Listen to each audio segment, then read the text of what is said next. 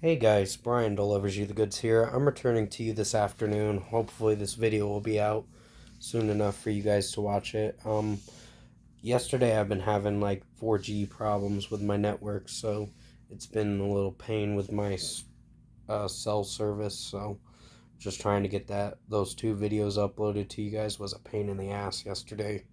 So I guess hopefully today will be a little bit better with the service. So pretty much I'm returning to you for the Devil Wears Prada's new deluxe edition for Color Decay that I got a chance to check out. It is officially available today to stream or buy it on vinyl. That's the only way you can listen to the deluxe edition. Mostly to stream, but pretty much if you want to have a physical copy of it, you got to buy it on vinyl. So I'm going to discuss what I listened to for all tracks 13 to 22 for Color Decay's Deluxe Edition for this review, and let you know my thoughts on the Devil Wears Prada's new Deluxe Edition for their last album, Color Decay. So let's dive into this review. Now, pretty much it starts with the opening track, Reaching, and off the bat, I really like that. Sorry about the dogs barking in the background. That's my neighbor's dogs, pretty much. Um, Basically, Reaching is one of my favorites, in my opinion. It has grown on me quite a bit, and when I first heard it, I wasn't sure if I was going to like it, but as of now, I really do love this song. So, Mike Ranika's screams in it are great, and Jeremy's clean vocals sound pretty good. So, overall, this is a really outstanding song, so 5 out of 5. Ignorance is the next song, and that was another single that came out um, maybe 2 weeks before this deluxe edition came out. I believe it was 2 weeks, if I remember correctly. I think it's a solid track. I haven't really enjoyed it as much as I thought I would. I mean, it's good, but it's not impressive in my opinion. So, 4.5 out of 5. It's just because of how Jeremy's singing it and just the way it sounds overall. It's iffy with me.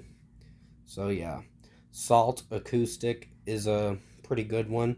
Really like how it's sounding overall with Mike Ranika's screams, and Jeremy's singing in it is pretty outstanding in my opinion. So really enjoying the acoustic guitar in this too. Sounds really nice. So 5 out of 5. Broken Acoustic is a pretty good one in my opinion. Really digging how it's sounding with the acoustic work and pretty much everything else about the track with the vocals from Mike Ranika, and just I don't think Mike Ranika really came into the song till like probably a minute and 40 something seconds into the song, if I remember correctly, but pretty much it sounded good. So 5 out of 5. Sacrifice Acoustic is a solid track. I wasn't really feeling for Mike Ranika's vocal potential in this track. His vocals were kind of off to me, but I know this was meant to be an acoustic song, a mellow kind of track for them. So they kind of took a step back from, or he took a step back from trying to vocally scream in this track, and it was all right for what it was. But hey, it happens. There's hits and misses with songs. This one wasn't a miss. It was just Jeremy was doing all the heavy work with his vocals, and Mike was kind of slacking off with this one, in my personal opinion, with his scream vocals, which he is good as a screamer. Just this one felt a little lazy to me, in my opinion, with his vocal potential. But that's just me, I guess. But still, he's still a good screamer despite my critique on that. 4.5 out of 5 for Sacrifice Acoustic. Cancer Acoustic is really nice. It's more piano work and some acoustics from time to time, but not as much. You just get more piano work in this, and it sounds pretty nice. So 4.5 out of 5. Watchtower live in Anaheim. It sounded all right. It's just Mike Ranika screaming live is pretty solid. It's not anything mind blowing, but hey, is what it is. So 4.5 to 5.